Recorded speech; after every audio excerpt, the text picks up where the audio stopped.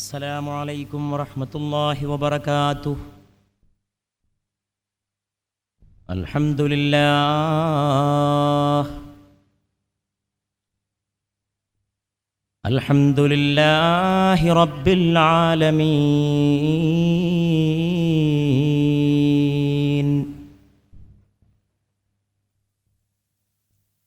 والصلاة والسلام على رحمة للعالمين.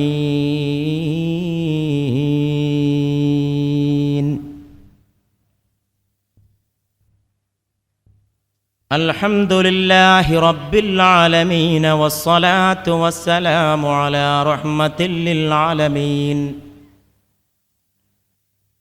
إن نريد إلا الإصلاح ما استطعت، وما توفيقي إلا بالله، عليه توكلت وإليه أنيب.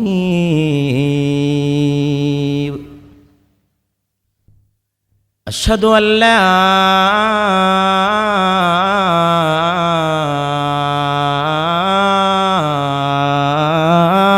إله إلا الله، وأشهد أن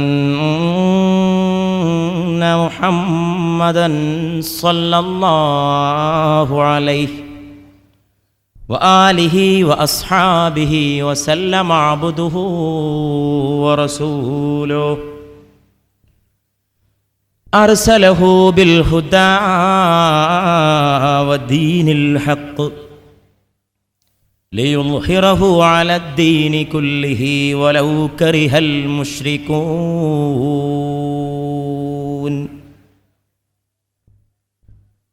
أعوذ بالله من الشيطان الرجيم. بسم الله الرحمن الرحيم.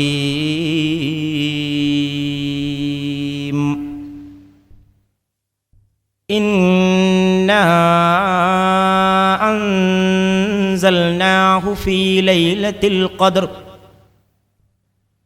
وما أدراك ما ليلة القدر.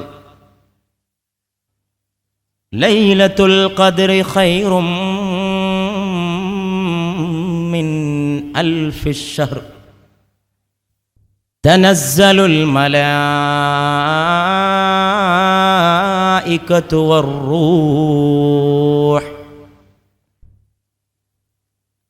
والروح فيها بإذن ربهم من كل أمر. سلام هي حتى مطلع الفجر. صدق الله صدق الله صدق الله مولانا العلي العظيم، وصدق وبلغنا رسوله النبي الكريم صلى الله عليه وآله وأصحابه وسلم، ونحن على ذلك من الشاهدين الشاكرين، والحمد لله رب العالمين. قال سيدنا ونبينا وحبيبنا ومحبوبنا محمد رسول الله صلى الله عليه وآله وأصحابه وسلم: من صام رمضان إيمانا واحتسابا غفر له ما تقدم من ذنبه. اللهم صل وسلم وبارك، اللهم صل وسلم وبارك، اللهم صل وسلم وبارك على رسولك نبينا وسيدنا وحبيبنا ومحبوبنا وشفيعنا ومرشدنا ومصطفانا ومجتبانا ومنجينا وهادينا وقرة أعيننا وثمرة فؤادنا محمد النبي الأمي نبي الرحمة، وأزواجه وذريته وأهل بيته وأصحابه أجمعين.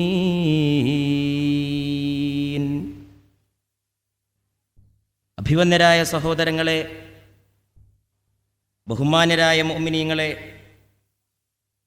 പ്രിയമുള്ള ഉമ്മപെങ്ങന്മാരെ, സ്നേഹമുള്ള ഓമന മക്കളെ, പ്രിയപ്പെട്ട എൻ്റെ യുവ സുഹൃത്തുക്കളെ, സദസ്സിലെ വന്യവയോധികരെ, സദസ്സിലെ പണ്ഡിതമാന്യന്മാരെ, സദസ്സിലെ ദീനീ പ്രവർത്തകരെ, ബഹുമാനമുള്ള എൻ്റെ ജ്യേഷ്ഠന്മാരെ, സ്നേഹമുള്ള എൻ്റെ അനുജന്മാരെ, എന്നെ ശ്രവിക്കുന്ന ഇതര മതസ്ഥരായ എൻ്റെ സഹോദരങ്ങളെ, എൻ്റെ പ്രിയപ്പെട്ട നാട്ടുകാരെ, സ്നേഹമുള്ളവരെ, നമ്മുടെ മാതാപിതാക്കൾക്കൊക്കെ അല്ലാഹു മഗ്ഫിറത്തും റഹ്മത്തും പ്രദാനം ചെയ്യുമാറാകട്ടെ എന്ന ഒറ്റ പ്രാർത്ഥനയോടെ പരിശുദ്ധമായ ലൈലത്തുൽ ഖദറിൻ്റെ രാവാകാൻ സാധ്യതയുള്ള ഈ മനോഹരമായ രാവിൻ്റെ വിഷയത്തിലേക്ക് ഞാൻ നിങ്ങളുടെ ശ്രദ്ധയെ ക്ഷണിക്കുന്നു. റമളാൻ വിട പറയാൻ പോവുകയാണ്. പരിശുദ്ധ റമളാൻ. ആ വിട പറയാൻ പോകുന്ന റമളാനിൻ്റെ ഒടുക്കത്തെ പത്തിലാണ് ഈ ലൈലത്തുൽ ഖദർ. ലൈലത്തുൽ ഖദറി ഖൈറും മിൻ അൽഫി ശഹർ. 1000 മാസങ്ങളേക്കാൾ ഖൈറായതാണ് ഈ ലൈലത്തുൽ ഖദർ.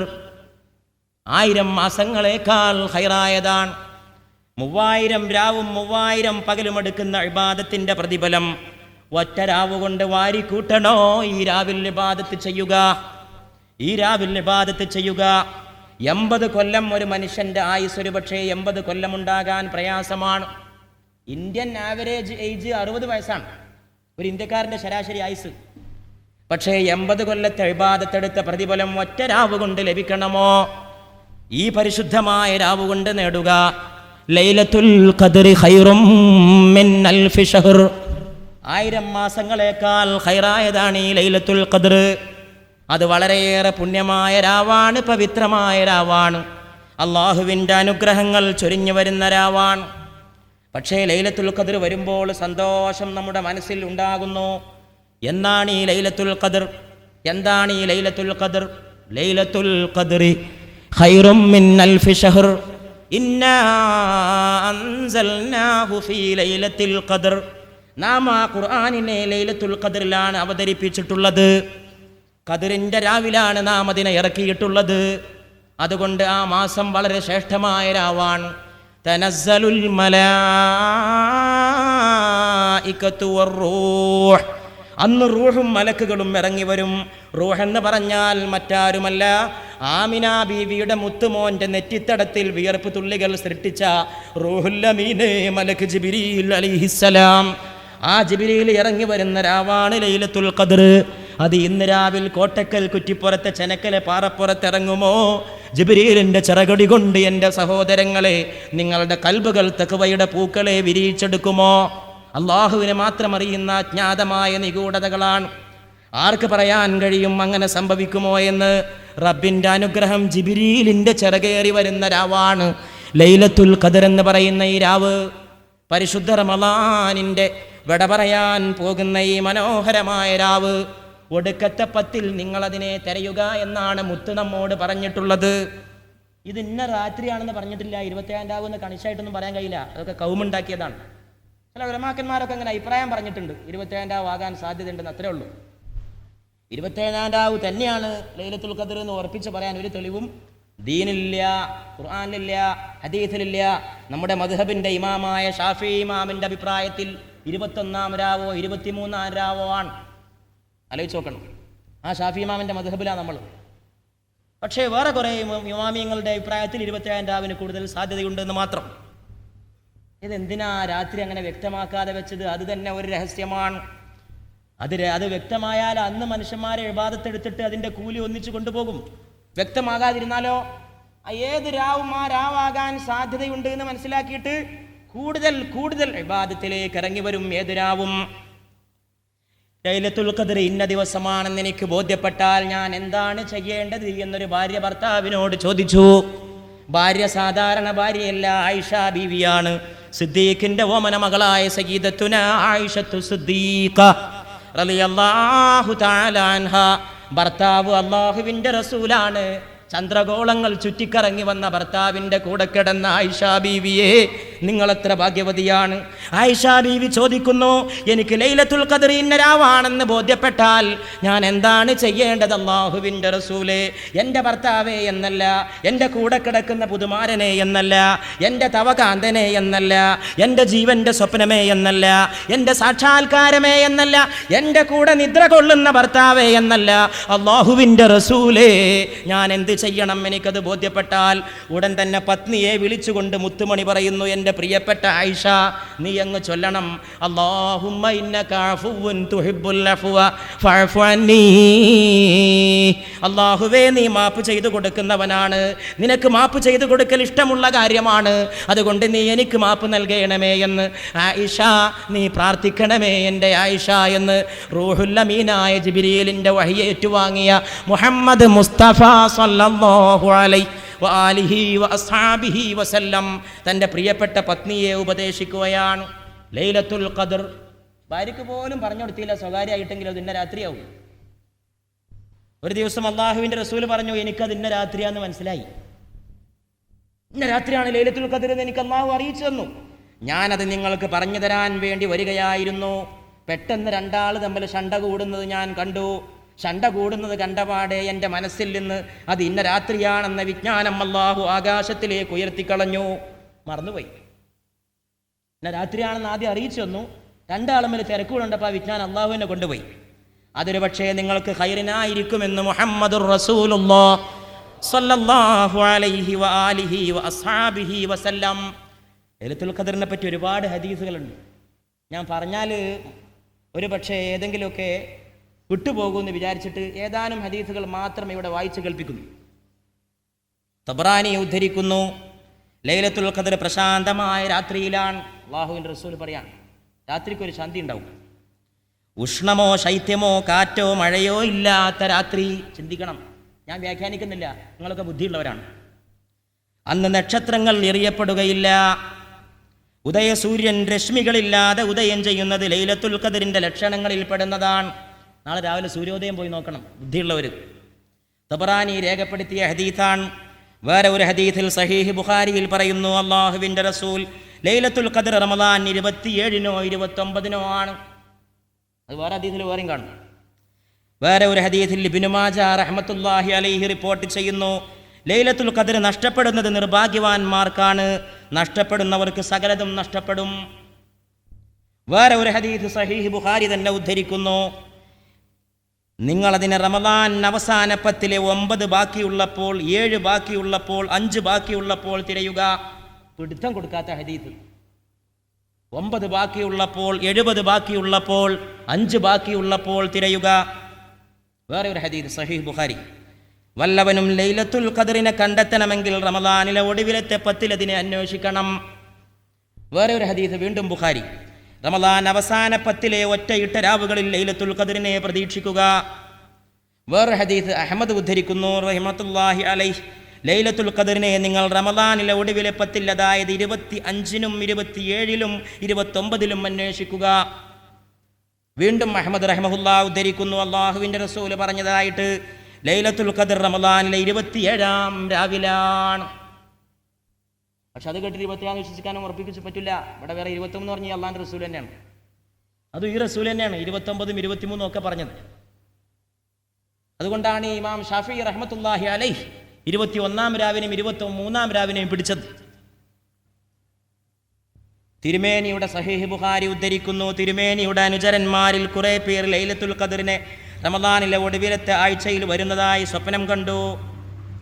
നബി സല്ലല്ലാഹു അലൈഹി വസല്ലം പറഞ്ഞു, നിങ്ങളുടെ എല്ലാം സ്വപ്നങ്ങൾ അവസാനത്തെ 7 ദിവസങ്ങളിൽ ഒത്തുവരുന്നതായിട്ടാണ് കാണുന്നത്. അതുകൊണ്ട് ആരെങ്കിലും ലൈലത്തുൽ ഖദ്റിനെ അന്വേഷിക്കുന്നുണ്ടെങ്കിൽ ഒടുവിലത്തെ ആഴ്ചയിൽ അവൻ അതിനെ കാത്തിരിക്കട്ടെ. സഹീഹ് ബുഖാരി. വേറെ ഒന്ന് വീണ്ടും തബറാനി ഉദ്ധരിക്കുന്നു, ലൈലത്തുൽ ഖദ്ർ നിങ്ങൾ തേടിപ്പിടിക്കുക. റമദാനിലെ 21, 23, 25, 27, 29 എന്നീ ദിനങ്ങളിലെ ഒരു രാത്രിയിലാണിത്. അള്ളാഹുവിൽ വിശ്വസിച്ചും അവനിൽ നിന്നുള്ള പ്രതിഫലം ആശിച്ചും ആര് ആ രാത്രി നമസ്കരിച്ചുവോ അവൻ്റെ മുഴുവൻ പാപങ്ങളും മുൻ പാപങ്ങളും പൊറുക്കപ്പെടും. തബറാനി. വീണ്ടും സഹീഹ് ബുഖാരിയിൽ അല്ലാഹുവിൻ്റെ റസൂൽ പറയുന്നതായിട്ട് ഇമാം ബുഖാരി റഹിമഹുല്ലാഹ് ഉദ്ധരിക്കുന്നു, ഞങ്ങൾക്ക് ലൈലത്തുൽ ഖദറിനെ വിശദീകരിച്ചു തരാൻ നബി സല്ലല്ലാഹു അലൈഹി വസല്ലം പുറപ്പെട്ടു. വഴിയിൽ വെച്ച് മുസ്ലിങ്ങളിൽപ്പെട്ട 2 പേർ തമ്മിൽ ശണ്ട കൂടി. അപ്പോൾ നബി സല്ലല്ലാഹു അലൈഹി വസല്ലം പറഞ്ഞു, നിങ്ങൾക്ക് ലൈലത്തുൽ ഖദറിനെ പറഞ്ഞു തരാനാണ് ഞാൻ വന്നിരുന്നത്. 2 പേർ ശണ്ട കൂടിയപ്പോൾ എൻ്റെ അറിവ് ഉയർത്തപ്പെട്ടു. അത് നിങ്ങൾക്ക് ഗുണകരമായേക്കാം.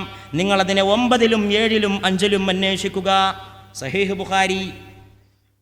റമദാനിലെ അവസാന 10-ലെ ഒറ്റയായ രാവുകളിൽ വരുന്ന ലൈലത്തുൽ ഖദറാണ് ഇവിടെ ഉദ്ദേശമെന്ന് പരിശുദ്ധമായ ലൈലത്തുൽ ഖദറിനെ കുറിച്ചിറങ്ങിയ ആയത്തിനെ ഉദ്ദേശിച്ചുകൊണ്ട് ബൈളാവി റഹിമഹുല്ലാ പറയുന്നു. മുവത്തയിൽ ഇമാം മാലിക് റഹിമഹുല്ലാ ഉദ്ധരിക്കുന്നു, അബ്ദുല്ലാഹി ഇബ്നു അനീസുൽ ജഹ്നീർ റിപ്പോർട്ടിൽ നബി സല്ലല്ലാഹു അലൈഹി വസല്ലമയോട് അവർ പറഞ്ഞു, തിരുദൂതരെ, എൻ്റെ വീട് വളരെ അകലെയാണ്. അതിനാൽ ആ ഖുർആൻ അവതരിച്ച രാവ് എനിക്കൊന്ന് അറിയിച്ചു തരുമോ? മുപ്പരിത്തിരി വളവ് കാണിച്ചതാണ്.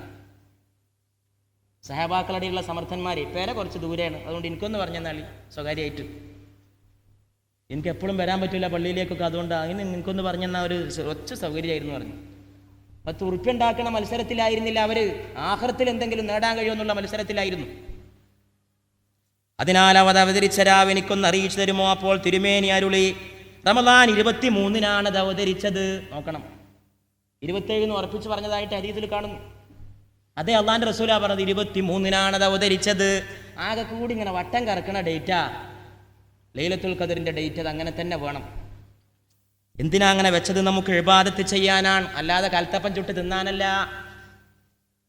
എന്തൊക്കെയാണ് ഈ കൗമ ഉണ്ടാക്കി വെച്ചത് ദീനിൽ? അതിനല്ലേ എല്ലാവരും പ്രോത്സാഹനം കൊടുക്കുന്നത്.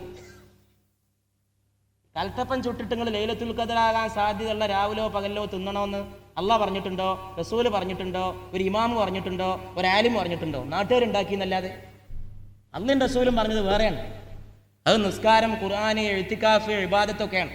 കലത്തപ്പം അത് വലിയ വലുപ്പത്തിൽ ചക്കരി തന്നെ ഉള്ളി ചേർത്തിട്ട്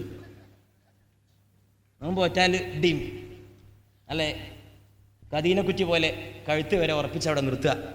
ലൈലത്തുൽ ഖദർ ആയല്ലോ, രാവിലെ റെഡിയായിപ്പോയി. ഇതൊക്കെ പ്രിയപ്പെട്ടവരെ നമ്മൾ ശ്രദ്ധിക്കണം. അള്ളാഹു റസൂലും പറഞ്ഞത് കേട്ടാൽ മതി. നാട്ടിലെ കൗമുണ്ടാക്കി വെച്ച ദുരാചാരങ്ങളിൽ ചെറുപ്പക്കാരകപ്പെട്ടു പോകരുത്. ഞാൻ പറഞ്ഞത് ആരും അപ്പം ചുടണ്ട തിന്നണ്ടെന്നല്ല, അപ്പം ചുട്ടോളി തിന്നോളി, രസമുള്ള അപ്പൊക്കെ തിന്നാം. പക്ഷെ ലൈലത്തുൽ ഖദറിന്റെ ഏറ്റവും വലിയ പ്രാധാന്യം കലത്തപ്പാണ് എന്ന് തെറ്റിദ്ധരിക്കരുത്. അത്ര എനിക്ക് നിർബന്ധമുള്ളൂ. അതിൻ്റെ പ്രാധാന്യം ഇബാദത്താണ്, അത് മനസ്സിലാക്കണം. പ്രിയപ്പെട്ട സഹോദരങ്ങളെ, ലൈലത്തുൽ ഖദർ, ഖദർ എന്ന വാക്കിന് പല അർത്ഥങ്ങളുണ്ട്. ഖദർ എന്നും ഈ വാക്ക് ഉപയോഗിക്കപ്പെടും, ഖദർ എന്നും പ്രയോഗിക്കപ്പെടും. ദാലിന് സുക്കൂനായിട്ട് ലൈലത്തുൽ ഖദർ എന്നും, ദാലിന് ഫത്ഹായിട്ട് ലൈലത്തുൽ ഖദർ എന്നും, രണ്ടും ശരിയാണ്. ഖദർ എന്ന് പറഞ്ഞാൽ കണക്കാക്കുക എന്നർത്ഥമുണ്ട്, നിർണയം എന്നർത്ഥമുണ്ട്, ഇടുക്കം എന്നർത്ഥമുണ്ട്, ബഹുമാനം എന്നർത്ഥമുണ്ട്.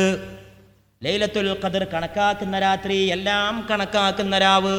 ഖുർആൻ തന്നെ പറയുന്നു, സർവ കണക്കുകളുമായിട്ട് റൂഹുൽ അമീനും മലായികത്തും ഇറങ്ങി വരുന്ന ദിവസമാണ് ലൈലത്തുൽ ഖദർ, വരുന്ന രാവാണ് ലൈലത്തുൽ ഖദർ, കണക്കാക്കുന്ന രാവ്. വേറെ ഒരർത്ഥം ബഹുമാനം. പരിശുദ്ധ ഖുർആൻ അല്ലാഹു ഒരു സ്ഥലത്ത് പറഞ്ഞിട്ടുണ്ട്, വമാ ഖദറുല്ലാഹ ഹഖ ഖദ്രിഹി, അല്ലാഹുവിനെ അവരെ ബഹുമാനിക്കേണ്ട പോലെ ബഹുമാനിച്ചില്ല. അവിടെ ഖദറിനർത്ഥം ബഹുമാനം എന്നാണ്. അതിങ്ങോട്ട് ഫിറ്റാക്കി നോക്കുകയാണെങ്കിൽ ലൈലത്തുൽ ഖദറിന് ബഹുമാനിക്കപ്പെട്ട രാവ് എന്നാണ് അർത്ഥം കൊടുക്കുക എന്ന് സഹീഹ് ബുഖാരിയുടെ പ്രസിദ്ധമായ വ്യാഖ്യാനം എഴുതിയ ഇമാം ഹാഫിദ് ഇബ്നു ഹജറുൽ അസ്ഖലാനി റഹ്മത്തുള്ളാഹി അലൈഹി പറയുന്നു. അവരുടെ അഭിപ്രായത്തിൽ ലൈലത്തുൽ ഖദറിന്റെ അർത്ഥം ബഹുമാനിക്കപ്പെട്ട രാവ് എന്നാണ്, കണക്കാക്കുന്ന രാവ് എന്നല്ല. പക്ഷേ ശാഫിഈ മദ്ഹബിന്റെ ഏറ്റവും വലിയ പണ്ഡിതനും ഇമാമുമായിട്ടുള്ള സയ്യിദുനാ ഇമാം നവവി റഹിമഹുല്ലാ പറയുന്നു, കണക്കാക്കുന്ന രാവ് എന്ന അർത്ഥമാണ് കൂടുതൽ സ്യൂട്ട്. അതൊക്കെ പണ്ഡിതന്മാർക്കിടയിലുള്ള സുന്ദരമായ അഭിപ്രായ വ്യത്യാസങ്ങളാണ്. നന്മയിലേക്കും ഖൈറിലേക്കും ഉമ്മത്തിനെ നയിക്കാൻ പോന്ന, റഹ്മത്തിലേക്ക് നയിക്കാൻ പോകുന്ന അഭിപ്രായ വ്യത്യാസങ്ങൾ.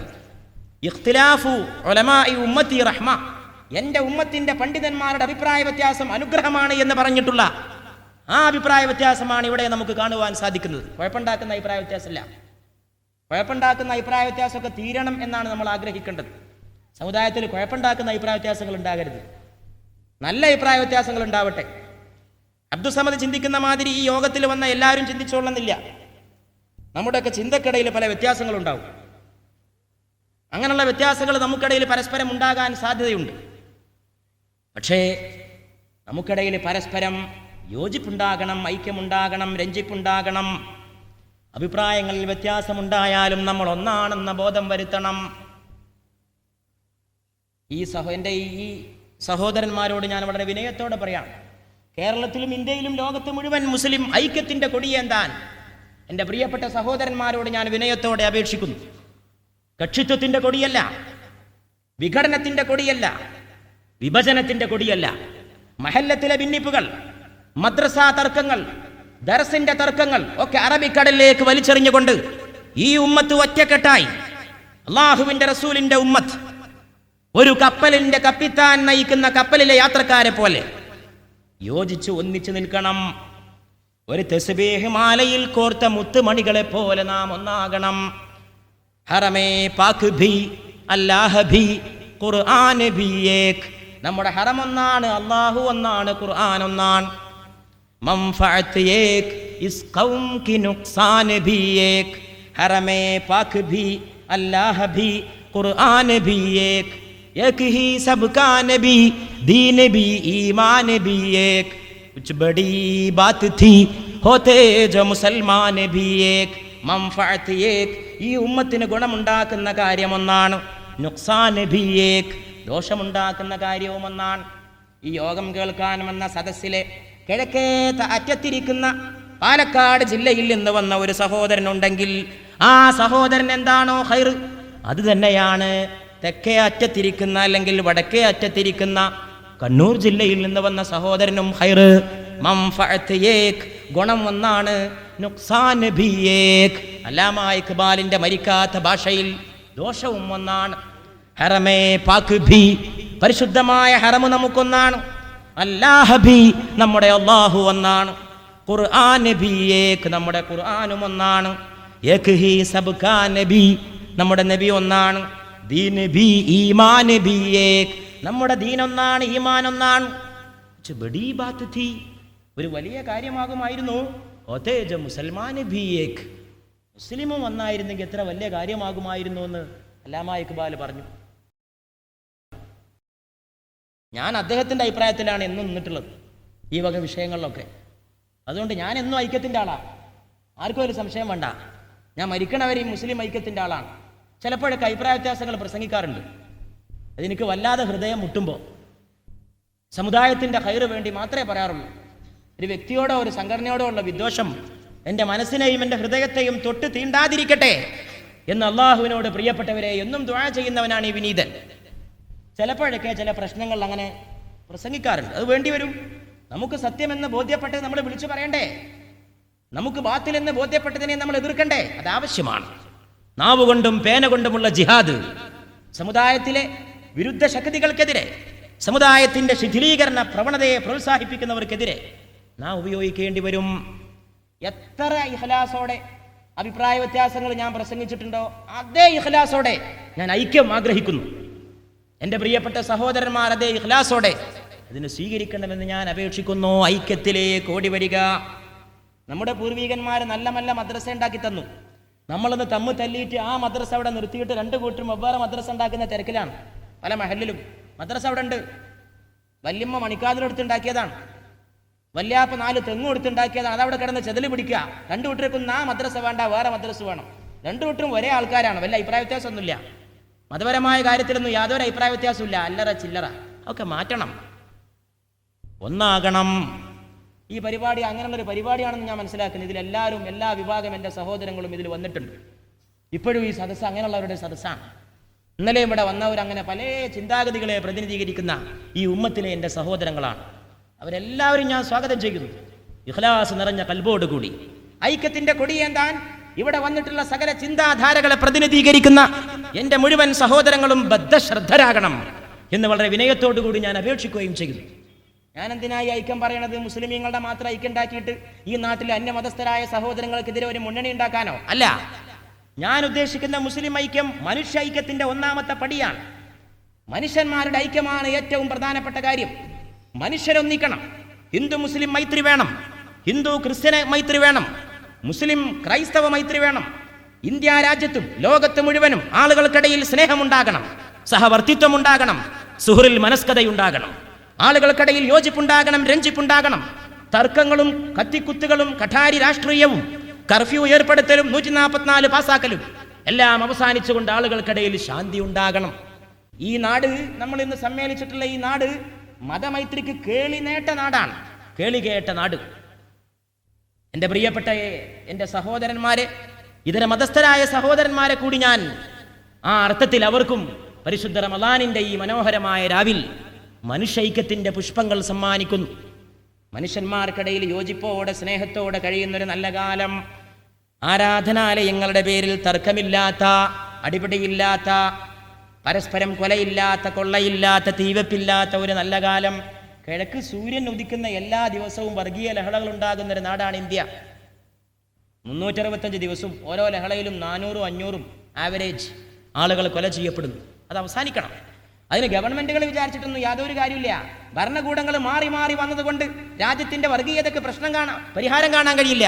അതിന് ഒറ്റ പരിഹാരം, നാട്ടുകാർ നന്നാവുക എന്നതാണ്. മുസ്ലിങ്ങളും ഹിന്ദുക്കളും ക്രൈസ്തവരും എല്ലാവരും, മതമുള്ളവരും ഇല്ലാത്തവരും, രാജ്യവാസികൾ ഒന്നടങ്കം രാജ്യ നന്മക്ക്, മനുഷ്യ കുടുംബത്തിന്റെ താല്പര്യത്തിന് ഒന്നായിത്തീരുക. എല്ലാവരും ഒന്നായിട്ട് ശാന്തിക്ക് വേണ്ടിയുള്ള മന്ത്രം മുഴക്കുക, ശാന്തി മന്ത്രം ഒന്നിച്ച് വിളിച്ചു പറയുക. ഇന്നലെ ഞാനിവിടെ പരിശുദ്ധ പ്രവാചകനെ പറ്റി ശ്രീനാരായണ ഗുരു എഴുതിയ ഒരു കവിത ഉച്ചരിച്ചു. പരിശുദ്ധ പ്രവാചകനെ വാഴ്ത്തിക്കൊണ്ട് നാരായണ ഗുരു പാടി, കാരുണ്യവാൻ നബി മണിമുത്ത് രത്നമോ എന്നാണ് നാരായണ ഗുരു ചോദിച്ചത്. അങ്ങനെ ശ്രീകൃഷ്ണനെ പറ്റി പാട്ടുപാടിയ മുസ്ലിം കവികളെയും കണ്ടുമുട്ടാൻ സാധിക്കും. മധുരാ കെ നഗർ ഹേ ആശിഖീ കാ ദിൽബറി ഹേ ആർസൂ ഉസീ കാ. കൃഷ്ണൻ ജനിച്ച മധുര പട്ടണം ഹിന്ദു സഹോദര സ്നേഹത്തിന്റെ പട്ടണമല്ലേ എന്ന് ചോദിച്ചത് മൗലാന ഹസ്രത്ത് മൊഹാനിയാണ് റഹ്മത്തുള്ളാഹി അലൈഹി. അതാണ് ഇന്ത്യ രാജ്യം. ആ ഐക്യമാണ് നമുക്ക് ആവശ്യം. ആ ഐക്യത്തിനുള്ള മന്ത്രമാണ് പരിശുദ്ധ റമളാനിന്റെ രാവിൽ. പ്രിയപ്പെട്ടവരെ, ലൈലത്തുൽ ഖദറിനെ കുറിച്ച് പറയുമ്പോൾ എനിക്ക് പറയാനുള്ളത്, ശാന്തിയാണല്ലോ ലൈലത്തുൽ ഖദർ. ഒറ്റ രാവിൽ മാത്രം ലൈലത്തുൽ ഖദറിന്റെ ശാന്തി അവസാനിക്കരുത്. ആ ശാന്തിയിൽ നിന്ന് പ്രചോദനം ഉൾക്കൊണ്ടവർ കൊല്ലം മുഴുവൻ ശാന്തിക്ക് വേണ്ടി പ്രവർത്തിക്കണം. ലോക സമസ്ത സുഖിനോ ഭവന്തു എന്നല്ലേ ഹിന്ദുവിന്റെ മന്ത്രം. സമസ്ത ലോകവും സൗഖ്യത്തിൽ ഭവിക്കട്ടെ. സൗഖ്യം, ഋഗ്വേദത്തിൽ ഒരു നീണ്ട ഒരു ശ്ലോകമുണ്ട്. ആ ശ്ലോകത്തിന്റെ അവസാനം ഓം ശാന്തി എന്നാണ്. ശാന്തിക്ക് വേണ്ടിയുള്ള ആഗ്രഹം, സമാധാനത്തിന് വേണ്ടിയുള്ള അടങ്ങാത്ത അഭിവാഞ്ച. ക്രൈസ്തവ സഹോദരൻ എപ്പോഴും പ്രാർത്ഥിക്കുന്ന പ്രാർത്ഥനയിൽ പറയുന്നത്, അത്യുന്നതങ്ങളിൽ ദൈവത്തിന് മഹത്വം, ഭൂമിയിൽ സന്മനസ്സുള്ളവർക്ക് സമാധാനം എന്നാണ്. സമാധാനം, ശാന്തി എന്ന് ഹിന്ദു, സമാധാനം എന്ന് ക്രിസ്ത്യാനി.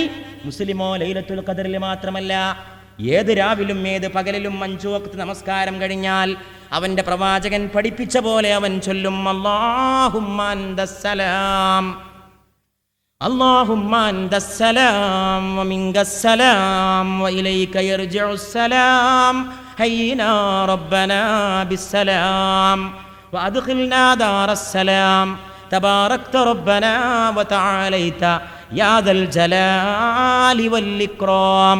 അല്ലാഹുവേ, നീ തന്നെ ശാന്തി, നിങ്കൽ നിന്ന് ശാന്തി, നിങ്കലേക്ക് ശാന്തി, ഞങ്ങളെ ശാന്തിയിൽ ജീവിപ്പിക്കണേ തമ്പുരാനേ. 5 വഖ്ത് നിസ്കരിച്ചാലും മുസ്ലിമിന്റെ ദുആ, പടച്ചോനെ ഒരു മലപ്പുറം കത്തിപ്പ തന്നെ ഇറക്കിത്തരണേ എന്നല്ല, ശാന്തി തരണേ തമ്പുരാനെ എന്നാണ്. അതുകൊണ്ട് എൻ്റെ ഇതര മതസ്ഥരായ സഹോദരങ്ങൾ മുസ്ലിമീങ്ങളെ ശരിക്കും മനസ്സിലാക്കിയാൽ മതി, മുസ്ലിങ്ങൾ അങ്ങോട്ടും മനസ്സിലാക്കിയാൽ മതി. സ്നേഹം, ഞാൻ ലൈലത്തുൽ ഖദർ ഒരു രാവിന്റെ മഹത്വമായിട്ട് മാത്രം കാണുന്നില്ല. അതൊരു രാവിന്റെ മഹത്വമാണെങ്കിലും അതിന്റെ ശാന്തി കൊല്ലം മുഴുവൻ നിലനിർത്തുന്ന, ഈ രാജ്യത്തും ലോകത്തും മുഴുവനുള്ള ശാന്തിയുമായി അള്ളാഹു അനുഗ്രഹിക്കുമാറാകട്ടെ എന്ന് പ്രിയപ്പെട്ടവരെ നമുക്ക് പ്രാർത്ഥിക്കുക. അത് ലോകത്തിന് ഇന്ന് ശാന്തി ആവശ്യമാണല്ലോ. സദ്ദാം ഹുസൈൻ അവിടെ കിടക്കുകയാണ് ഇപ്പോഴും. യുദ്ധം കഴിഞ്ഞിട്ട് മരുഭൂമിയിലും മറ്റേടത്തും ഇപ്പോഴും പല പല പ്രശ്നങ്ങൾ നിലനിൽക്കുകയാണ്. മിസ്റ്റർ ബുഷ് ഇപ്പോഴും ഗൾഫ് വിട്ടു പോയിട്ടില്ല. മൂപ്പര് ഇപ്പോൾ അവിടെ തന്നെയാണ്. അത് നമ്മൾ അന്നേ പറഞ്ഞതാ, മൂപ്പര് പോകില്ല. ആര് പോയാലും ജോർജ് ബുഷ് ഗൾഫ് വിടൂല. ഗൾഫിന്റെ ചരിത്രത്തിൽ ഇന്ന് വരെ അമേരിക്കക്ക് ഗൾഫിലേക്ക് സുന്ദരമായ ഒരു പ്രവേശനം ഇത്ര സൗകര്യത്തിന്റെ രൂപത്തിൽ ഒരിക്കലും ഉണ്ടായിട്ടില്ല. വളരെ സൗഖ്യത്തിലല്ലേ അമേരിക്ക ഗൾഫിലേക്ക് കാലെടുത്ത് വെച്ചത്.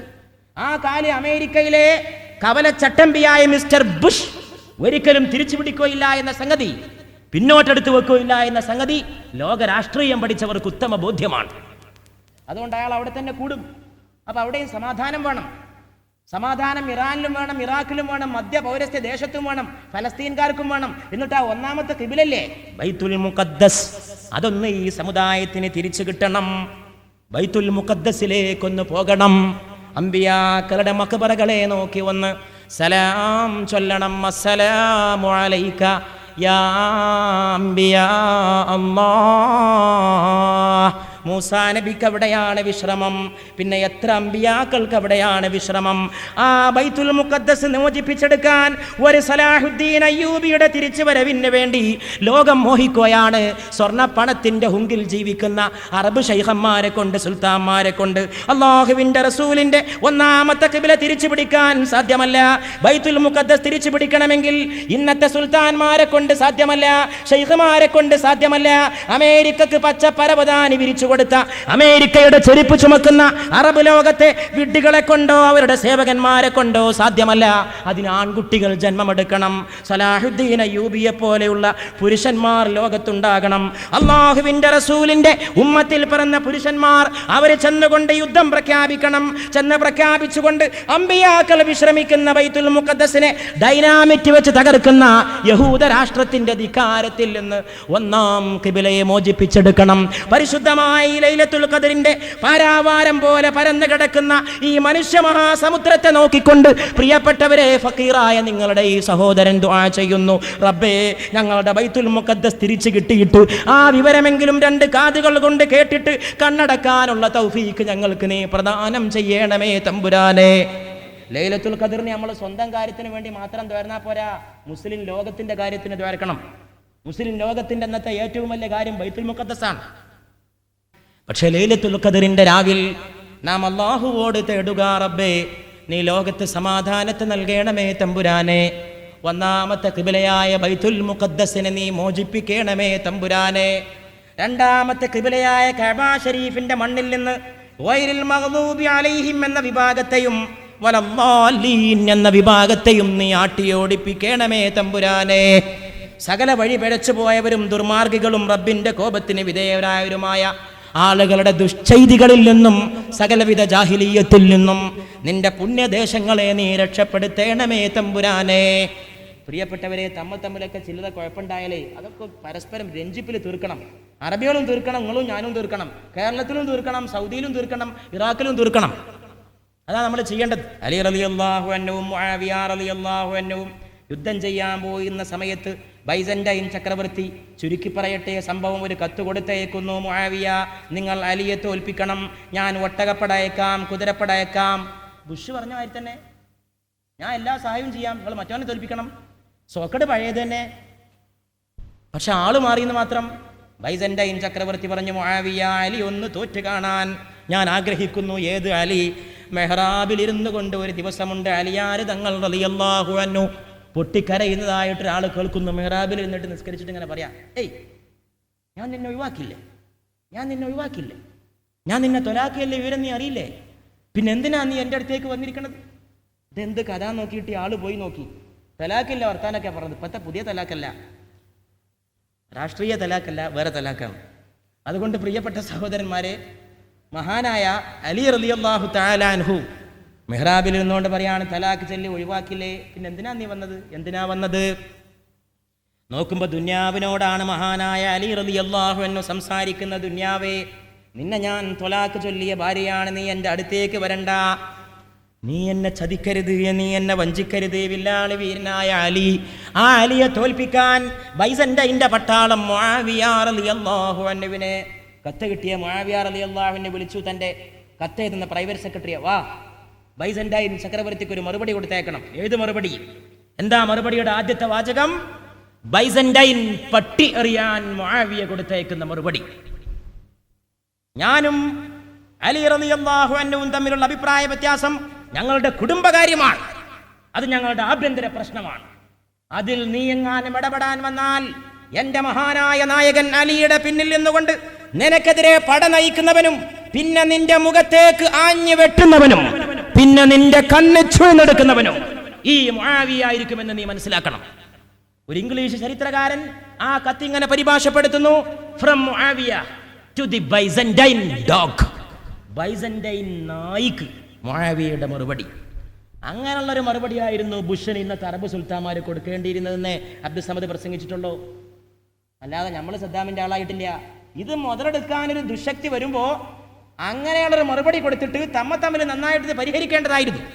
അതുകൊണ്ട് പ്രിയപ്പെട്ടവരെ, ആ മണ്ണിനെ അള്ളാഹു ആപത്തുകളിൽ നിന്ന് രക്ഷപ്പെടുത്തുമാറാകട്ടെ എന്നേ നമുക്ക് ദുആ ചെയ്യാനുള്ള ഈ പരിശുദ്ധമായ ലൈലത്തുൽ ഖദറിൽ. ലൈലത്തുൽ ഖദർ എങ്ങനെ ഉണ്ടായത്? ഒരുപാട് സംഭവങ്ങൾ അയിമ്മത്തും മുജ്തഹിദീങ്ങളും ഉലമാക്കളും അതിനെപ്പറ്റി പറഞ്ഞിട്ടുണ്ട്. ഹൈദരാബാദിൽ ജീവിച്ചിരുന്നു മഹാനായ ഒരു പണ്ഡിതൻ സയ്യിദ് അബുൽ ഹസനാത്ത് അബ്ദുല്ലാ ഷാ നഖ്ശബന്ദി ഖദ്ദസല്ലാഹു സിർറഹുൽ അസീസ്. ഹനഫി മദ്ഹബിലെ മഹാനായ പണ്ഡിതനായിരുന്നു അബുൽ ഹസനാത്ത് റഹ്മത്തുള്ളാഹി അലൈഹി. തൻ്റെ ഒരു കിതാബിൽ പറയുകയാണ്, ഒരു ഹദീസ് ഉദ്ധരിച്ചുകൊണ്ട് പറയുകയാണ്, അള്ളാഹുവിൻ്റെ റസൂൽ അള്ളാഹുവിനോട് കേണു പറഞ്ഞു, എൻ്റെ മുമ്പുണ്ടായിരുന്ന ഉമ്മത്തീങ്ങൾക്ക് റബ്ബേ നീ കൂടുതൽ ആയുസ് കൊടുത്തിരുന്നു, ഓരോരുത്തർക്കും കൂടുതൽ വയസ്സ് പ്രായം ജീവിക്കാൻ കഴിഞ്ഞിരുന്നു. എൻ്റെ ഉമ്മത്തിന് പ്രായം കുറവാണ്, അതുകൊണ്ട് എൻ്റെ ഉമ്മത്തിന് നീ എന്തെങ്കിലും പകരം കൊടുക്കണമേ എന്ന് റസൂല് തേടിയ ദുആക്ക് ഉത്തരമാണ് 1000 മാസങ്ങളുടെ ദുആയും 1000 മാസങ്ങളുടെ ഇബാദത്തും ഒറ്റ രാവിൽ അനുഗ്രഹമായി നൽകുന്ന പരിശുദ്ധമായ ലൈലത്തുൽ ഖദർ എന്ന് സയ്യിദ് അബ്ദുല്ലാ ഷാ നഖ്ശബന്ദി മുജദ്ദിദി ഖദ്ദസല്ലാഹു സിർറഹുൽ അസീസ് ആ മഹാനായ പണ്ഡിത ശ്രേഷ്ഠൻ തൻ്റെ ഒരു ഗ്രന്ഥത്തിൽ എഴുതി വച്ചിരിക്കുകയാണ് അള്ളാഹുവിൻ്റെ റസൂലിൻ്റെ തേട്ടം. ആ തേട്ടം കൊണ്ടാണിത് വന്നിട്ടുള്ളത്. പരിശുദ്ധ ഖുർആൻ അവതരിപ്പിക്കപ്പെട്ട ഈ രാവ് അങ്ങനെ സംഭവിച്ചതാണ്. പ്രിയപ്പെട്ട സഹോദരങ്ങളെ, ഏതായിരുന്നാലും ഇത് അത്ഭുതകരമായ ഒരു രാവാണ്. 1000 മാസങ്ങളെക്കാൾ ശ്രേഷ്ഠമായ രാവ് മാത്രമല്ല, പിന്നെ ഒരിക്കൽ അള്ളാഹു തേടിയത്രേ, എൻ്റെ ഉമ്മത്തിൻ്റെ കാര്യം എന്താണ്? ഉമ്മത്തിന് വേണ്ടി സദാ പ്രാർത്ഥിക്കുന്ന റസൂല് തേടി, റബ്ബേ എൻ്റെ ഉമ്മത്തിൻ്റെ കാര്യം എന്താണ്? എൻ്റെ ഉമ്മത്തിൻ്റെ കാര്യം എന്താണ്? അള്ളാഹു മറുപടി കൊടുത്തു, സാധാരണ അമ്പിയാക്കൾക്ക് മാത്രം കൊടുക്കുന്ന ഒരു അനുഗ്രഹം നിങ്ങളുടെ ഉമ്മത്തിന് എൻ്റെ ഹബീബേ ഞാൻ നൽകാൻ പോവുകയാണ്. അതെന്താണെന്നറിയുമോ? അമ്പിയാക്കളെ തേടിയാണ് വഹയിൻ്റെ മലക്കായ ജിബ്രീൽ ചെന്നാറുള്ളത്. എന്നാൽ നിങ്ങളുടെ ഉമ്മത്തിനെ തേടിക്കൊണ്ട് ഓരോ കൊല്ലത്തിലും ഒരു രാത്രി ജിബ്രീൽ അലൈഹിസ്സലാം ആകാശത്തിൽ നിന്ന് ഭൂമിയിലേക്ക് ഇറങ്ങിച്ചെല്ലും. അതാണ് എൻ്റെ ഹബീബേ ലൈലത്തുൽ ഖദ്ർ. ലൈലത്തുൽ ഖദ്രി ഖൈറും മിൻ അൽഫി ശഹർ. ജിബ്രീലായി ഇറങ്ങേണ്ടത് മലക്കുകളുടെ സുൽത്താൻ, ഏതെങ്കിലും മലക്കല്ല, റൂഹ്. ഖുർആൻ പ്രത്യേകം എടുത്തു പറയുന്നു. എല്ലാ മുഫസ്സിരീങ്ങളും ഈ കാര്യത്തിൽ ഒറ്റ അഭിപ്രായക്കാരാണ്. ജിബ്രീൽ തന്നെയാണ് ഇറങ്ങുന്ന ആള്. ജിബ്രീലിന്റെ ചറകടി മുഴങ്ങുന്ന രാവാണ് ലൈലത്തുൽ ഖദ്ർ. തനസ്സലു ഫീഹിൽ രാത്രി ഇറങ്ങും, റൂഹ് ഇറങ്ങും, മലായികത്തും ഇറങ്ങി വരും. മലായികത്ത് ഇറങ്ങി വന്നുകൊണ്ട് അനുഗ്രഹങ്ങൾ. പ്രിയപ്പെട്ടവരെ, നമ്മുടെ ഈ രാവിലും ഈ ഇതൊക്കെ ലൈലത്തുൽ ഖദ്ർ ആവുകയാണെങ്കിൽ മലക്കുകൾ ഇവിടെ അല്ലാതെ എവിടെ പോകാനാ? നിങ്ങൾ ഉറപ്പിച്ചോളൂ, നിങ്ങളൊക്കെ അടുത്തുണ്ട്. എനിക്കതിൽ യാതൊരു സംശയമില്ല. ഇത് ലൈലത്തുൽ ഖദ്റിൻ്റെ രാവാണെങ്കിൽ അബ്ദുസ്സമദ് മോശക്കാരനായിരിക്കാം, നമ്മളെ സദസ്സിലൊക്കെ നിങ്ങളും ഞാനൊക്കെ മോശപ്പെട്ടവരായിരിക്കാം. പക്ഷേ നമ്മൾ കൂടിയ രാവും ഈ സദസ്സിൻ്റെ ഉദ്ദേശവും റമളാന്റെ ദീനിൻ്റെ മജ്ലിസിൻ്റെ ബർക്കത്തും മഹത്വവും ചൊല്ലുന്ന സലാത്തിൻ്റെ പുണ്യവും, ഇത് ഏതൊരു ലക്ഷ്യത്തിനു വേണ്ടിയാണോ ആ ലക്ഷ്യത്തിൻ്റെ മഹത്വം, അള്ളാഹുവിൻ്റെ പേര് മുഴക്കപ്പെടുന്ന മസ്ജിദിനെ പരിപാലിക്കുക എന്ന ലക്ഷ്യം ഒക്കെ കൂടി പരിഗണിക്കുമ്പോൾ ലൈലത്തുൽ ഖദ്റാണെങ്കിൽ മലക്കുന്ന ഇവിടെ തന്നെയാണ്. യാതൊരു സംശയവും ആ കാര്യത്തിൽ ആർക്കും വേണ്ട. അതുകൊണ്ട് തേടണമെങ്കിൽ ഈ സദസ്സിൽ നിന്ന് തേടിക്കൊള്ളുക. അള്ളാഹു നമ്മെ ആഖിറത്തിൽ രക്ഷപ്പെടുത്തുമാറാകട്ടെ. അള്ളാഹു നമ്മുടെ സകല ദോഷങ്ങളും പുറത്തു നൽകുമാറാകട്ടെ. അവൻ സ്വർഗത്തിലേക്ക് നരകത്തിൽ നിന്ന് എഴുത്തുക്ക് ചൊല്ലി നിയമിക്കപ്പെടുന്നവരിൽ നമ്മയും നമ്മുടെ മാതാപിതാക്കളെയും ഉൾപ്പെടുത്തുമാറാകട്ടെ. പരിശുദ്ധമായി രാവിൻ്റെ പുണ്യവും ഈ മാസത്തിൻ്റെ പുണ്യവും അള്ളാഹു മരണം വരെ നമുക്ക് നൽകുമാറാകട്ടെ. ഇനി ഒരു ലൈലത്തുൽ ഖദ്റിൽ ഇതുപോലെ വിശാലമായ ഒരു സദസ്സിലിരിക്കാനും അവിടെ സംസാരിക്കാനും അബ്ദുസ്സമദിന് ആയുസ്സുണ്ടാകുമോ? കേൾക്കുന്ന സഹോദരങ്ങൾക്ക് ആയുസ്സുണ്ടാകുമോ? ആയുസ്സുണ്ടെങ്കിൽ തന്നെ പറയാൻ കഴിയുമോ? ആയുസ്സുണ്ടെങ്കിൽ തന്നെ കേൾക്കാൻ കഴിയുമോ? മരണം ഇങ്ങനെ കൂടെ യാത്ര ചെയ്യുകയല്ലേ? മരണമിതാ കൂടെ നമ്മുടെ കൂടെ യാത്ര ചെയ്യുകയാണ്. മരണം മൗത്തിൻ്റെ നേരെ നമ്മുടെ കൂടെയുണ്ട്. മരണമേ നീ എന്നെ മാടി വിളിച്ചു, കാമുകനായി ഞാൻ നിന്നിൽ ലയിച്ചു. മരണമാണ് എന്നെ മാടി വിളിക്കാൻ വന്നത്. ഞാൻ കാമുകനായിട്ട് ആ മരണത്തിൽ പോയി ലയിച്ചു വീണതാണ്. മരിക്കാൻ പോകുന്ന ഘട്ടത്തിൽ ഒരു വലിയൻ്റെ ഗാനമാണ് ആ മരണം. ഇന്ന് ഞാൻ ഉച്ചക്ക് ജുമുഅ കഴിഞ്ഞ് വന്നപ്പോൾ എൻ്റെ വീട്ടിലൊരു കുറിപ്പ്, എൻ്റെ ഒരു സുഹൃത്തിൻ്റെ കുറിപ്പ്, അമ്മാമൻ മരിച്ചിരിക്കുന്നു. എന്നാ മരണത്തെപ്പറ്റി കേൾക്കാത്തൊരു ദിവസം? ഒരാൾ മരിച്ചു എന്ന് നിങ്ങൾ കേൾക്കാത്ത, ഒരാൾ മരിച്ചു എന്ന് പത്രത്തിലെ ചരമക്കോളത്തിൽ വായിക്കാത്തൊരു ദിവസം ഉണ്ടാവും. അപ്പം എല്ലാ ദിവസവും ആൾ പോകുന്നുണ്ട്. നിങ്ങളും ഞാനും എന്നാ പോകാന്നുള്ള കാര്യത്തിൽ മാത്രമേ വ്യത്യാസമുള്ളൂ. പ്രിയപ്പെട്ടവരെ, ഒന്ന് ആലോചിച്ച് നോക്കൂ. നിങ്ങൾ എങ്ങനെയാ കുറ്റിപ്പുറത്തെ നമ്മുടെ ജുമാഅത്ത് പള്ളിയിൽ വെച്ചിട്ട് കുഞ്ഞീദാക്ക മരിച്ചത്? ജുമാഅക്ക് വന്നിരുന്ന സഹോദരൻ, ഞാൻ സ്കൂളിൽ പഠിച്ചിരുന്ന കാലത്ത് സ്കൂളിൽ പോകുമ്പോൾ അദ്ദേഹം എങ്ങനെ തമാശ പറയായിരുന്നു. ജുമാഅക്ക് വന്നിട്ട് ഇങ്ങനെ ഇരിക്കുമ്പോഴല്ലേ പെട്ടെന്ന് തല കറങ്ങിയത്. ആസ്പത്രിയിലേക്ക് ഒരു കൊണ്ടുപോകൽ, പോകുന്ന വഴിയിൽ വെച്ച് ജുമായിൽ നിന്ന് പോയ മനുഷ്യൻ ഇന്നാ ലില്ലാഹി വ ഇന്നാ ഇലൈഹി റാജിഊൻ. എത്ര മരണങ്ങളാണ്. മരണത്തെ പറ്റി ആലോചിച്ചാൽ മതി. മനുഷ്യൻ അവൻ്റെ ഒതുക്കം മനസ്സിലാക്കാൻ, അവൻ്റെ നിസ്സാരത മനസ്സിലാക്കാൻ, അവൻ്റെ നിസ്സഹായത മനസ്സിലാക്കാൻ, അവൻ്റെ ക്ഷണികത ഉൾക്കൊള്ളാൻ, അവൻ്റെ നൈമഷികത ഉൾക്കൊള്ളാൻ മരണമിങ്ങനെ കൂടെ ഇങ്ങനെ സഞ്ചരിക്കുകയാണ്. മരണം നമ്മുടെ കൂടെയുണ്ട്, നമ്മുടെ നിഴല് പോലെ നമ്മുടെ കൂടെയുണ്ട്. മരണത്തിൻ്റെ വേദന എത്ര ഭയങ്കരമാണ്. മരിച്ചു പോണ വരെ ഉണ്ടാവുള്ള ഊക്കൊക്കെ. മരിച്ചാൽ ആരാണ്? ഇപ്പം ഈ വിനീതനെ കേൾക്കാൻ വേണ്ടി എൻ്റെ സഹോദരങ്ങൾ അവിടെ കൂടി. മരിച്ചാൽ നമ്മൾ ആരാണ്? രണ്ട് മീസാങ്കലിൻ്റെ ഇടയിൽ കിടക്കേണ്ട ഒരു എല്ലും കോല്. മഹാനായ ഉമർ ഖയ്യാമിൻ്റെ ഒരു കവിത ഞാൻ ഓർത്തു പോവാണ്. ഉമർ ഖയ്യാം പറഞ്ഞു, ഞാനൊരു ദിവസം ഇങ്ങനെ നടക്കരുത്. ഞാനിങ്ങനെ പോകുമ്പോഴുണ്ട് ഒരു കൊശവൻ ഒരു മൺപാത്രം ഇങ്ങനെ ശരിപ്പെടുത്തുന്നു. അപ്പോൾ ഈ ചെറിയ കുടുക്കുണ്ടാക്കാൻ വേണ്ടി മണ്ണ് വാർത്തെടുക്കുന്നത് ഒരു തലയോട്ടിയിലാണ്. ഞാൻ ചോദിച്ചു, കൊശവ ഇതാരുടെ തലയോട്ടിയാ? ഉമർ ഖയ്യാം പറയുകയാണ്. അപ്പോൾ അദ്ദേഹം പറഞ്ഞു, ഇത് തലയോട്ടി ഒരു സുന്ദരി പെണ്ണിൻ്റെ തലയോട്ടിയാണ്. അവൾ രാജ്യത്തിൻ്റെ മുഴുവൻ ആകർഷണ കേന്ദ്രമായിരുന്നു. അവളുടെ ഒരു നോക്ക് കാണാൻ, അവളുടെ പുരികക്കൊടിയുടെ ചാഞ്ചാട്ടം കാണാൻ, അവളുടെ കപോലങ്ങളുടെ വർണ്ണത്തിൽ ലയിക്കാൻ, അവളുടെ കാർക്കൂന്തലിൻ്റെ മിന്നലാട്ടത്തിൽ സ്വപ്നങ്ങളെ കണ്ടുപിടിക്കാൻ, അവളുടെ ജീവിതത്തിൻ്റെ നിമിഷങ്ങളെ പങ്കുവെക്കാൻ ചെറുപ്പക്കാർ ആഗ്രഹിച്ച് മോഹിച്ച ഒരു കാലമുണ്ടായിരുന്നു. അവള് മരിച്ചപ്പോ നല്ല ഉറപ്പുള്ള തലവട്ടി ആയതുകൊണ്ട് ഞാൻ പാത്രം ഉണ്ടാക്കാൻ ഇത് എടുത്തതാ. മഹാനായ ഉമർ ഖയ്യാം വാഴ്ത്തപ്പെടട്ടെ. ഇവിടെ ഉമർ ഖയ്യാം എന്ന് കള്ളുഷാപ്പിന് പേരിട്ടോനുണ്ട്, നിങ്ങൾ മനസ്സിലാക്കണം. ഞാൻ കള്ളുഷാപ്പിന് ഉമർ ഖയ്യാമിന്റെ പേര് കണ്ടിട്ടുണ്ട്. ഈ കഴിഞ്ഞ ദിവസം പത്രത്തിൽ ഞാൻ നിലവിടെ സൂചിപ്പിച്ചില്ലേ, ഒരു പുതിയ ബ്രാൻഡിക്ക് പേര് ഉമർ ഖയ്യാം. വിവരം കെട്ടവന്മാർ മഹാന്മാരുടെ പേരിൽ ദുഷിച്ച സാധനങ്ങൾ ഇറക്കുകയാണ്. അവൻ പഠിച്ചിട്ടില്ല, അവന് പറഞ്ഞു കൊടുക്കണം ചെറുപ്പക്കാർ പോയിട്ട്. ഉമർ ഖയ്യാം, നീ നിന്റെ ബ്രാൻഡി ഷാപ്പിന് പേരിടാൻ പറ്റിയ മനുഷ്യനല്ല, മഹാനാണ്, ചിന്തകനാണ്. ഉമർ ഖയ്യാം പിന്നെ പറയുകയാണ്, പിന്നെയും ഞാൻ ശ്രദ്ധിച്ചു നോക്കുമ്പോൾ ഒരു കയ്യിൻ്റെ എല്ലുകൊണ്ടാണ് ഈ പാത്രം കൊശവൻ അടിക്കുന്നത്. അപ്പം ഞാൻ ചോദിച്ചു, കൊശവ ഈ എല്ല് എവിടുന്നാണ്? അപ്പോൾ പറഞ്ഞു, അത് രാജ്യം ഭരിച്ച രാജാവിൻ്റെ മൃതദേഹത്തിൽ നിന്ന് അത് ദ്രവിച്ചപ്പോൾ എടുത്ത എല്ലാണ്. ഈ കൈകൊണ്ടായിരുന്നു രാജാവ് ചെങ്കോലെന്തിയിട്ട് ആരെവിടെ അവനെ തൂക്കിലേറ്റുക എന്ന് പറഞ്ഞിരുന്നത്. ആരെവിടെ? ഒരു ഭടൻ പ്രവേശിക്കുന്നു. ആ ഭടൻ പ്രവേശിക്കുമ്പോഴേക്ക് പറയുന്നു തൂക്കിലേറ്റുക. അങ്ങനെ രാജാവ് ചൂണ്ടിയിരുന്ന കയ്യാണിത്. ഈ രണ്ട് സംഭവത്തിലൂടെ മഹാനായ പേർഷ്യൻ മഹാകവി ഉമർ ഖയ്യാം ഒരു വലിയ സത്യം മനുഷ്യനെ പഠിപ്പിച്ചു. സുന്ദരിയുടെ തല മരിച്ചുപോയാൽ സുന്ദരിയുടെ തലയോട്ടിയും ഒരുപോലെ, വേറെ ഏത് തലയോട്ടിയും ഒരുപോലെ. മരിച്ചുപോയാൽ രാജാവിൻ്റെ കയ്യെല്ലും ഒരുപോലെ, പാവപ്പെട്ടവൻ്റെ കയ്യെല്ലും ഒരുപോലെ. അതാണ് മരണം. മരിച്ചു പോണവരെ എത്ര വലിയ കാര്യമാണ് എല്ലാവരെ പറ്റിയും. പ്രേം നസീർ മരിച്ചു പോണവരെ ഇവിടെ എല്ലാവരും എന്താ പറഞ്ഞത്? നസീർ മരിച്ചാൽ മലയാളിയുടെ ചോരയിൽ നസീർ ഉണ്ടാവും. ഞാൻ ഈ മരണത്തെ പറ്റി ആലോചിക്കുമ്പോൾ ഓർക്കുന്ന ഒരാളാണ് അദ്ദേഹം. ഞാൻ ഓർക്കാൻ പ്രത്യേകിച്ചൊരു കാരണമുണ്ട്. മരിക്കുന്നതിന് 1.5 മാസം മുമ്പ് 5 മണിക്കൂറാണ് ഞങ്ങൾ ഇരുന്നിട്ട് സംസാരിച്ചത്. 5 മണിക്കൂർ എറണാകുളത്ത് എൻ്റെ ഒരു സുഹൃത്തിൻ്റെ വീട്ടിൽ വെച്ചിട്ട്. ആരും ഉണ്ടായിരുന്നില്ല, ഞാനും ഈ സുഹൃത്തും അദ്ദേഹവും മാത്രം. 5 മണിക്കൂർ മരിക്കുന്നതിന് കൃത്യം 1.5 മാസം മുമ്പ്. അന്ന് അദ്ദേഹം പറയാത്ത വിഷയങ്ങളില്ല. രസികനായ ഒരു മനുഷ്യൻ, ഒരു ഡീസന്റ് ജെന്റിൽമാൻ. സിനിമാ താരമാണെങ്കിലും ഒരു ഡീസന്റ് ജെന്റിൽമാൻ എന്നൊരാളെ പറ്റി പറയാൻ കഴിയുമെങ്കിൽ അത് അദ്ദേഹത്തെ പറ്റിയാണ്. എല്ലാ അർത്ഥത്തിലും സംസ്കാരമുള്ള, പെരുമാറ്റങ്ങളിൽ മര്യാദയുള്ള, സംസാരത്തിൽ ശാലീനതയുള്ള, വ്യക്തിത്വത്തിൽ ഔന്നത്യമുള്ള ഒരു വ്യക്തി. പക്ഷെ ഫീൽഡ് മോശമായിപ്പോയി, സിനിമയായിപ്പോയി.